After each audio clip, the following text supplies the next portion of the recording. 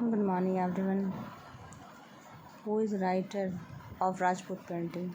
Rajput painting के लेखक आनंद कुमार स्वामी हैं, जिसे 1916 में लिखा गया, जिसमें विभिन्न ऋतुओं का श्रृंगारिक चित्रण है। उनका मानव जीवन पर पड़ने वाले प्रभावों का अंकन किया गया है। राजपूत पेंटिंग में पहाड़ी चित्र शैली को भी शामिल किया गया। इस शैली के अंतर्गत केवल राजस्थान की चित्रकला को ही स्वीकार करते हैं। लोक कला का संबंध क्षेत्रीय कला से है। लोक कला स्थानीय समुदाय की समग्र कलात्मक गतिविधि है। यह एक सामाजिक या जातीय समूह के सदस्यों द्वारा निर्मित कला है, जिन्होंने अपनी संस्कृति को संरक्षित किया है। बिहू नृत्य यह असम के कचारी कहारी जनजातियों में प्रचलित है। बिहू नृत्य कचारी और कहारी जनजातियों में प्रचलित। घूमर राजस्थान का प्रचलित लोक नृत्य है, जिसे भील जनजाति की स्त्रियां करती हैं। पाडावनी छत्तीसगढ़ में प्रचलित लोक नृत्य है। रंगोली महाराष्ट्र का प्रमुख लोक कला महाराष्ट्र की एक लोक कला है। साथिया गुजरात की लोक कला है। गोदना बिहार की, अपहन बिहार की है। मांडना राजस्थान की है। चौकपूरना उत्तर प्रदेश की है। मेहंदी राजस्थान की है। ज्यामितीय डिज़ाइन ज्यामितीय आकारों से बनी एक आकृति कहते हैं। ज्यामितीय एक लंबा बहुमूल्य इतिहास है। शब्द ज्यामितीय यूनानी शब्द जियोमेट्रॉन से लिया गया है, का अंग्रेजी तुल्य है। जिया का अर्थ भूमि और मेट्रोन का अर्थ मापना है। इतिहासकारों के अनुसार प्राचीन समय में ज्यामितीय अवधारणाएं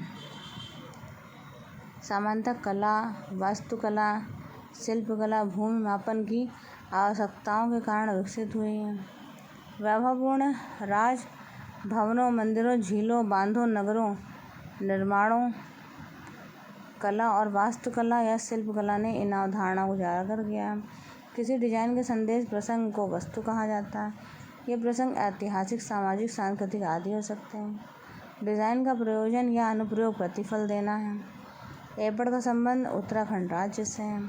मिथिला की चित्रकारी में मधुबनी चित्रकला प्रसिद्ध है। अर्चाई कलाओं में कोहबर, एपड़, अल्पना, रंगोली जैसी कलाएं काफ़ी प्रचलित हैं। इन कलाओं का संबंध शादी, त्योहार व उत्सवों से है। इन्हें क्षेत्रीय भाषाओं में अलग अलग नाम जाना जाता है। राजस्थान मंडने, महाराष्ट्र रंगोली, उत्तर प्रदेश में इसे चौकपूरन, गुजरात में सतिया, बिहार में अरिकान, बंगाल में अल्पना, दक्षिण भारत में इसे कोलम के नाम से जाना जाता है। तो उत्सव में, शादी में ये कलाएं प्रयोग में लाई जाती हैं। इन्हें क्षेत्रीय भाषाओं में अलग अलग नामों से जाना जाता है। तो श्रुतियों में कुल कितनी संख्या मानी गई? हिंदुस्तानी संगीत में श्रुतियों की कुल संख्या 22 है। हिंदुस्तानी शास्त्रीय संगीत में वह छोटे से छोटा नाद जो कानों को स्पष्ट सुनाई दे वह समझा जा सके श्रुति कहलाता है।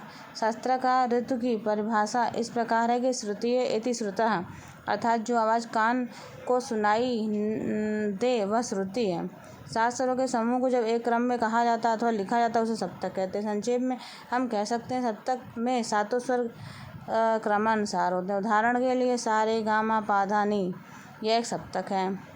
कहरवा ताल में 8 मात्राएं। कहरवा ताल चंचल प्रकृति ताल है। इसके प्रयोग के लिए तबले, ढोलक, वाद्य यंत्रों का प्रयोग किया जाता है। संगीत में समय नापने के लिए जिस इकाई का प्रयोग है उसे मात्रा कहते हैं। मात्राओं के आधार पर तानों की रचना होती है। Thank you.